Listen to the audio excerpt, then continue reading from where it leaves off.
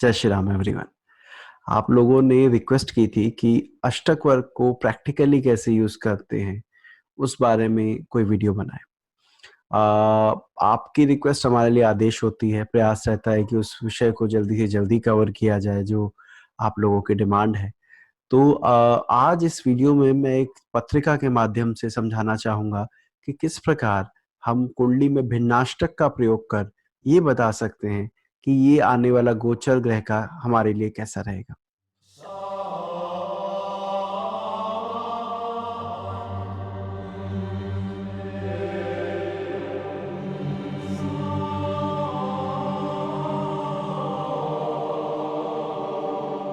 देखिए, आगे बढ़ने से पहले हमें समझना होगा कि किसी भाव में किसी ग्रह का गोचर जीवन के कुछ क्षेत्रों के लिए शुभ होता है और कुछ क्षेत्रों के लिए अशुभ। ऐसा तो बिल्कुल नहीं हो सकता कि इस कुंडली में सारी चीजें आपको ग्रह का गोचर एक ही भाव में दे दे। ये देखिए प्रैक्टिकली पॉसिबल नहीं है। आप समझिएगा, कोई ग्रह जब एक राशि में आता है तो कुछ भावों से वो शुभ स्थान पर आता है, कुछ भावों से वो अशुभ स्थान पर आता है। तो कहीं कहीं का अच्छा फल मिलता है, कहीं कहीं का हमें बुरा फल मिलता है। अब इम्पोर्टेंट बात यह है, जिन भावों का बुरा फल मिल रहा है अगर वो कुंडली के इम्पोर्टेंट हाउसेस हैं, लगन है या पंचम है या मेरा कर्म है या मेरा भाग्य है, तो मुझे परेशानी ज्यादा होगी क्योंकि ये इम्पोर्टेंट भाव है। वहीं अगर तीसरे के कुछ नुकसान हो रहा है या छठे का कुछ नुकसान हो रहा है या द्वादश का कोई नुकसान हो रहा है, तो व्यक्ति को वो दर्द कम महसूस होता है, वो पीड़ा कम महसूस होती है और शुभ भावों के प्रबल होने की वजह से वो सुकून और खुशी फील करता है। तो कहने का अर्थ ये है कि जब ग्रह किसी राशि में गोचर करता है या आता है, तो पहले हमें ये देखना चाहिए कि वो किन भावों का अच्छा फल देने वाला है और किन भावों का बुरा। अब ये कैसे ज्ञात करें? तो उसके लिए एक बहुत अच्छा टूल अष्टक वर्ग है। अपार्ट फ्रॉम अष्टक वर्ग, आप अगर ट्रांजिट में भी ध्यान से उसको पढ़ेंगे जो फल दीपिका में या बाकी किताबों में दिया है, तो आप समझ जाएंगे कि किसी भाव में ग्रह के गोचर से किन किन भावों की वृद्धि होगी और किन का नुकसान। आइए अभी अष्टक वर्ग की बात करते हैं, कैसे अष्टक वर्ग को लगाते हैं। तो एक एग्जाम्पल चार्ट लेते हैं। तो ये पत्रिका है 2 जुलाई 1980 की और जन्म समय है सुबह 6:50। दिल्ली का इनका जन्म है। ये व्यक्ति आज से 3-4 साल पहले आए थे। कार्य क्षेत्र के में परेशानी थी, व्यवधान थे, उसको लेकर बात करने आए थे। तो जब पत्रिका आई तो हमने देखा कि इनका उस समय शनि की महादशा चल रही है। आरंभ ही हुई थी, ज्यादा समय नहीं हुआ था। तो ऐसी स्थिति में हमारा फोकस होता है कि शनि की अगर महादशा चल रही है तो ये देखना चाहिए कि शनि का गोचर कहाँ चल रहा है। तो शनि का गोचर उस समय वृश्चिक राशि में था। अब वृश्चिक राशि कुंडली में पंचम भाव में आई, हम जानते हैं। वहां पंचम भाव में शनि बैठकर इस कुंडली में लाभ भाव को देखेगा और उसकी एक दृष्टि धन भाव पर आएगी। हम जानते हैं कि शनि इस कुंडली के लिए अष्टम अधिपति होता है, सप्तम अधिपति होता है, लग्नेश का मित्र नहीं है। ऐसी स्थिति में अगर कोई ग्रह धनेश धन भाव, क्षमा कीजिएगा, और लाभ भाव दोनों पर दृष्टि बनाए, तो इसका अर्थ है उस समय आर्थिक तंगी की संभावनाएं प्रबल है। ये मैं गोचर की बात कर रहा हूँ। तो कहने का अर्थ यह है कि जिसकी भी महादशा हो, पहले ये देखिए कि पत्रिका में वो ग्रह कहाँ गोचर कर रहा है। जहां वो गोचर कर रहा है वहां वो किसी भाव को सपोर्ट कर रहा है या उसकी हानि कर रहा है, तो उसको आधार बनाना चाहिए। तो ये तो था बेसिक लेवल पर क्या व्यक्ति के बारे में पता लगता है। अब हम बात करते हैं अष्टक वर्ग की, जिससे पिक्चर और क्लियर हो जाती है कि क्या क्या प्रॉब्लम इस जातक को आ, आनी चाहिए या आई होगी। क्योंकि देखिए, कर्क लगन के लिए पंचम भाव में शनि तो काफी लोगों का चल रहा होगा, लेकिन सभी को समान रूप से तो प्रताड़ित उसने नहीं किया होगा। तो इस कुंडली में ज्यादा अनिष्ट क्यों हुआ या ज्यादा नकारात्मक प्रभाव इसको क्यों मिले, वो अब समझते हैं। इसे शनि का भिन्नाष्टक वर्ग कहा जाता है और ये आपको जो भी पॉपुलर सॉफ्टवेयर है सब में अवेलेबल होता है देखने के लिए। तो अब इसका प्रयोग कैसे करते हैं वो समझते हैं। देखिए, शनि के नीचे उस इस टेबल में अगर हम ध्यान दें, जब वो शनि वृश्चिक राशि में गोचर कर रहा था तो हमें यहाँ वृश्चिक के नीचे जाना है। वृश्चिक के नीचे हमें दिखता है यहाँ पे केवल एक बिंदु उसे प्राप्त हुआ है। ये एक बिंदु का अर्थ ये है कि केवल एक ग्रह था जो उसके इस गोचर से प्रसन्न था, बाकी सारे उस गोचर से परेशान थे। कुंडली में 7 ग्रह और लगन, इनमें से केवल एक ग्रह था जो थोड़ा बहुत उससे प्रसन्न था, बाकी सारे उस गोचर से पीड़ित थे। कौन कौन? लगन उससे खुश नहीं था, क्योंकि देखिए लगन के आगे 0 लिखा है। इस कुंडली में लग्नाधिपति चंद्रमा होता है, चंद्रमा ने भी वहां शून्य दिया, इसका मतलब चंद्रमा, लगन भी अच्छा नहीं था, लग्नेश के लिए भी अच्छा नहीं था। तो ये हेल्थ के लिए नेगेटिव रिजल्ट को भी रिप्रेजेंट करता है शनि का गोचर। बात समझिएगा।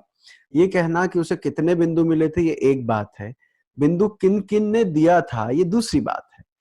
अगर बिंदु देने वाला ग्रह कुंडली में शुभ भावों का स्वामी है, आपका लगन का स्वामी है, आपके पंचम का स्वामी है, नवम का है या दशम का है, तो इसका अर्थ है उन भावों की नुकसान होने की संभावना, गुंजाइश कम हो जाएगी। लेकिन अगर उन्होंने बिंदु नहीं दिया है तो ये स्थिति खराब है। अच्छा, क्योंकि ये कर्क लगन की कुंडली है तो इसमें धन भाव का स्वामी सूर्य बनता है। तो आइए देखते हैं क्या सूर्य ने शनि को बिंदु दिया वृश्चिक राशि में। तो हम देख रहे हैं यहाँ पर सूर्य के सामने और वृश्चिक के आगे 0 लिखा है, तो यानी धन भाव के स्वामी ने शनि को बिंदु नहीं दिया। कर्क लगन में लाभ भाव का स्वामी शुक्र होता है, शुक्र ने क्या बिंदु दिया? तो शुक्र ने भी नहीं दिया। तो इसका अर्थ यह है कि मेरे धन भाव का स्वामी और लाभ भाव का स्वामी दोनों आपको, आपके इस गोचर से खुश नहीं है। ऐसी स्थिति में आप धन और लाभ भाव को देख रहे हैं तो आप उसकी हानि करेंगे, ना कि वृद्धि। लगन लग्नेश ने क्योंकि बिंदु नहीं दिया तो ये सेहत की हानि को भी रिप्रेजेंट करता है। अच्छा, अब बात करते हैं शनि जब से धनु में आया तब से किस प्रकार का फल देगा। हम यहाँ देख पा रहे हैं कि धनु के नीचे शनि को 6 बिंदु प्राप्त हुए हैं, यानी आउट ऑफ 8 पैरामीटर्स, 7 ग्रह और एक लग्न में से 6 लोग ऐसे हैं, 6 फैक्टर ऐसे हैं जो उसके इस गोचर से प्रसन्न है, खुश है। अब वो 6 कौन है? क्या वो लगन है? क्या वो लग्नेश है? तो अगर हम यहाँ नोटिस करें तो लगन ने उसे बिंदु दिया है। लगन का स्वामी चंद्रमा है क्योंकि कर्क लगन की पत्रिका है, उसने बिंदु दिया है। इसका अर्थ यह है कि शनि का धनु राशि में गोचर इस व्यक्ति की सेहत के लिए बहुत शुभ है।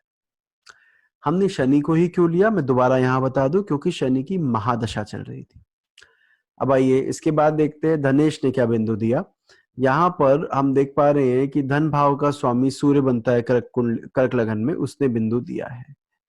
शनि ने स्वयं को भी बिंदु दिया है, ठीक है। अगर शनि ने स्वयं को बिंदु दिया है और शनि कुंडली में सप्तम अधिपति है, इसका अर्थ यह है यह टाइम, यह गोचर मेरे जीवन साथी के लिए भी शुभ होगा। समझना, नॉर्मली सप्तम अधिपति का, क्योंकि इस कुंडली में सप्तम अधिपति शनि बनता है, छठे भाव में गोचर शुभ नहीं माना गया। इसके बारे में अनिश्चित परिणाम अलग अलग लोग बोलते हैं, लेकिन क्योंकि उसने अपने आप को बिंदु वहां दिया है, इसका अर्थ है कि ये शनि का गोचर इस जातक के लिए या इस जातक की मैरिड लाइफ के लिए, इसके लाइफ पार्टनर के लिए नेगेटिव नहीं होगा।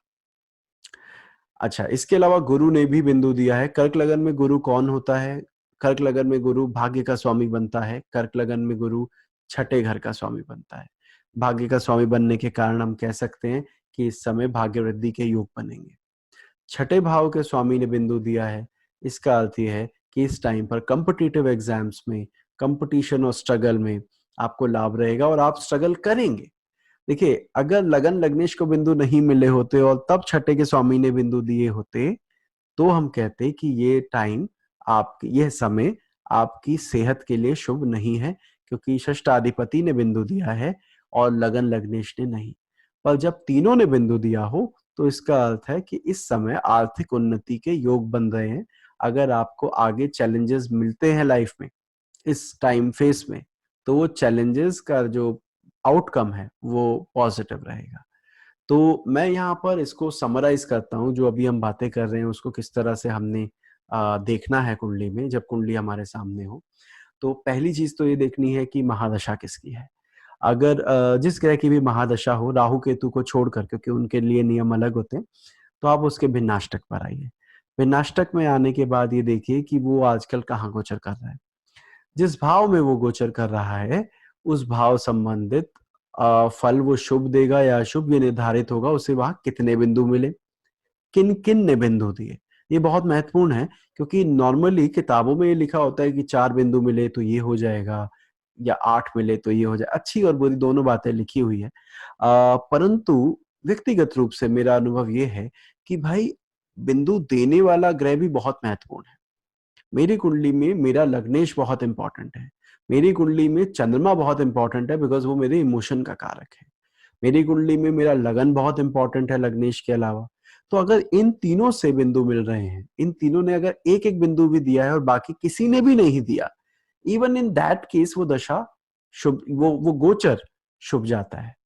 वहीं अगर इन तीनों ने बिंदु नहीं दिया, आपका लगन कहता है कि मैं इस गोचर से परेशान हूँ, लग्नेश कह रहा है मैं इस गोचर से परेशान हूँ, चंद्रमा जो मन का कारक है वो भी इस गोचर से खुश नहीं है, तो बाकी 5 मिलना भी आपके लिए बहुत ज़्यादा शुभ नहीं होगा।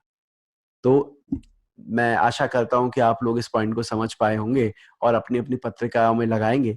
आप लगाइए और मुझे अपना फल बताइएगा कि आपको इसमें किस तरह का परिणाम मिला। आशा करता हूँ ये वीडियो आपको अच्छा लगा हो। अच्छा लगा हो तो इस वीडियो को लाइक करना ना भूलें। आपके अगर कुछ डाउट हो कि इस टॉपिक से रिलेटेड जो अभी हम डिस्कस कर रहे थे, तो वो आप पूछ सकते हैं। शायद कोई ऐसा डाउट हो जिसका उत्तर मैं आपको दे पाऊँ। ज्योतिष संबंधित और वीडियो के लिए आप इस चैनल को सब्सक्राइब कर सकते हैं।